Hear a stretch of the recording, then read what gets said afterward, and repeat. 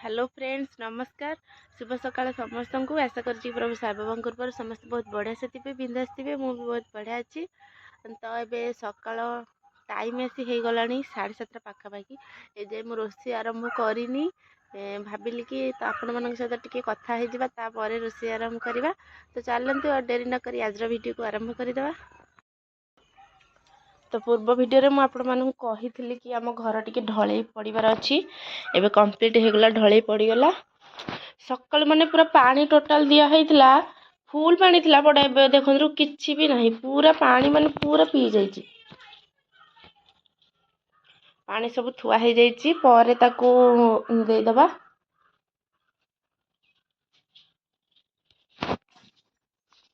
आठी आमर गैस थोड़ी तार कभरटा पड़नी तैयारी हेले पड़ो एक्चुअली ये गैस थुआ हेनी यहाँ रोषे घर बट से है पछरे हम यहाँ छात पड़े जाकि हम तो जिते दिन मुझे रोषे करी ये ही करवा सेमती एडजस्ट करके चलवा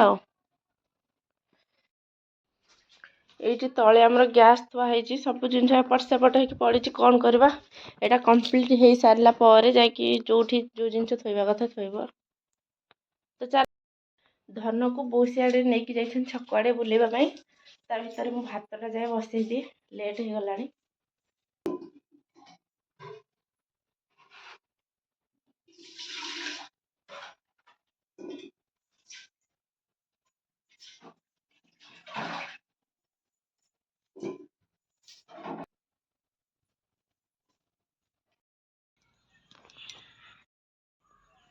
गोटे जिनस मुझे देखी से जिनसटा सब झील मानकर फेवरेट कि नाई मत निश्चय कहे चलो ये देख ये जिनसटा कहार पसंद मत तो बहुत ही बढ़िया लगे भावुँ कि सब झील मानकर पसंद ही हो जिनसटा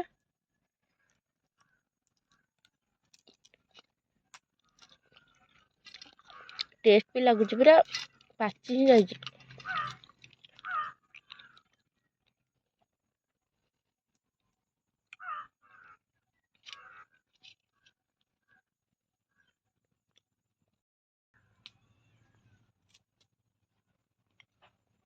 तो भात मोर ए बसीगला जा कौन रोषे करवा एक्चुअली सब बोहू मानकर गोटे ही प्रोब्लेम राति सकाळ हेले कौन रोषे करवा सतन नहीं मत प्लीज कमेंट निहाती जानवे मुझे से कौन रोषे करी बसी भावुची चलो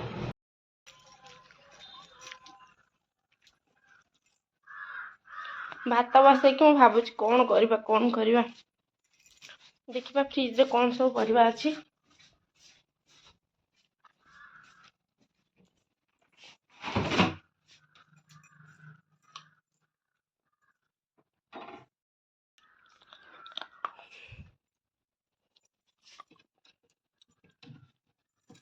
ये जिन मु कपड़ा रे ही बनई फ्रिज पाई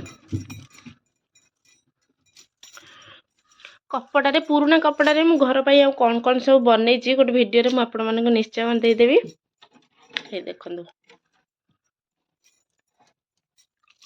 फ्रिज माने खराब हबार ही नहीं जिते बड़े भी खराब हम कपड़ा को सफा करदे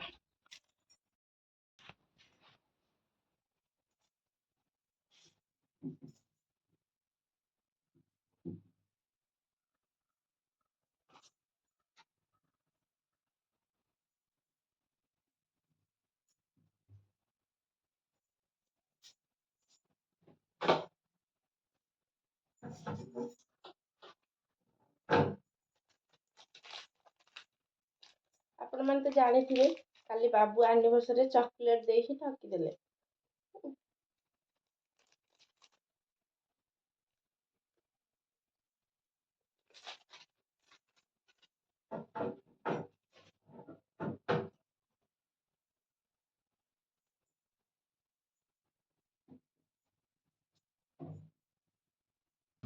गांठू बो मक्का देइथिला याकू पकईकी भावुची कि गोटे बढ़िया से संतुला आज बनइबा कखार भी बहुत सारा अच्छी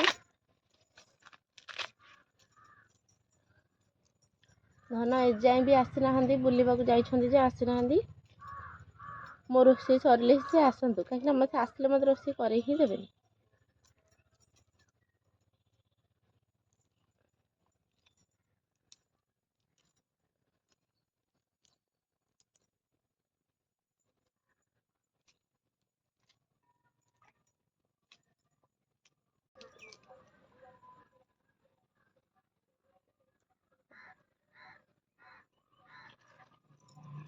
ଆମ ପଡ଼ିଶା ଘର ଜଣଙ୍କର ଏଇ ପଣସଟା ଦେଇକି ଗଲେ। କ'ଣ କରିବି ବୋଲି ଭାବୁଥିଲି, ସନ୍ତୁଳା ବନେଇଦେବା, ବନ୍ଧାକୋବି ଭାଜି ବୋଲି ଭାବୁଥିଲି, ବଡ଼ ଏଇ ପଣସଟା ବି ପିଠଉ କରିଦେବା। ପୁରା କ୍ୟୁଟ୍ ହେଇଛି। ଆସିଗଲ ଧନମଣି, ଆସିଗଲ। କ'ଣଟା ଆଣିଛ ଲୋ? ଏଇଟା କ'ଣ ଆଣିଛ?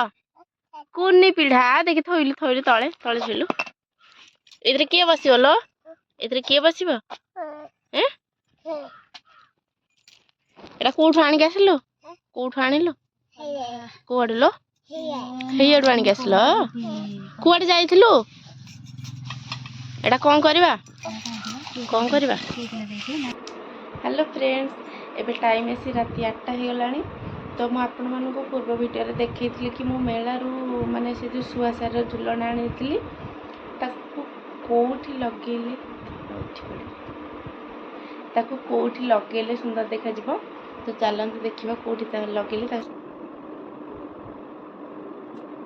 ଏଇ ଝୁଲଣା ଦିଟା କେଉଁଠି ଲଗେଇଲେ ସୁନ୍ଦର ଲାଗିବ ବୋଲି ମୁଁ ଭାବୁଛି।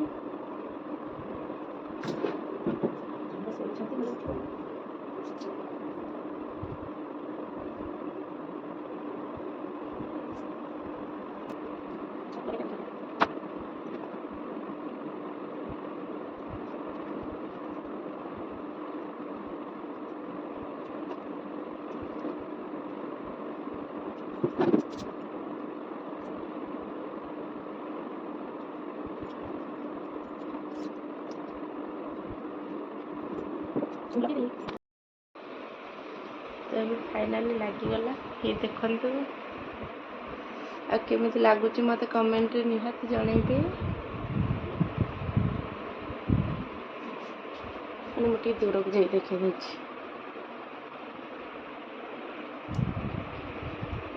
ମାନେ ମୁଁ ଏହାକୁ ଅଠାରେ ହିଁ ଲଗେଇଛି, ଏବେ ବି ଚାହିଁବି ତାକୁ ଖୋଲି ବି ପାରିବା। ସେ ଶାଢ଼ୀ ବହୁତ କ୍ୟୁଟ୍ ହେଇଛି।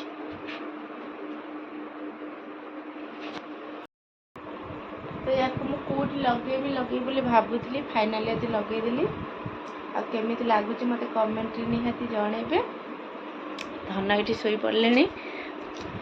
ତ ଆଜିର ଭିଡ଼ିଓକୁ ମୁଁ ଏଇଠି ଶେଷ କରିଛି। ଆଜିର ଭିଡ଼ିଓଟି ଯଦି ଆପଣମାନଙ୍କୁ ଭଲ ଲାଗିଥିବ ତାହେଲେ ପ୍ଲିଜ୍ ଲାଇକ୍ ସେୟାର ସବସ୍କ୍ରାଇବ୍ କରିବାକୁ ଜମାରୁ ଭୁଲିବେନି। ଆଉ କେହି ବି ଯଦି ଚ୍ୟାନେଲରେ ନୂଆ ଅଛନ୍ତି ତାହେଲେ ପ୍ଲିଜ୍ ଚ୍ୟାନେଲଟିକୁ ସବସ୍କ୍ରାଇବ୍ କରିନିଅନ୍ତୁ।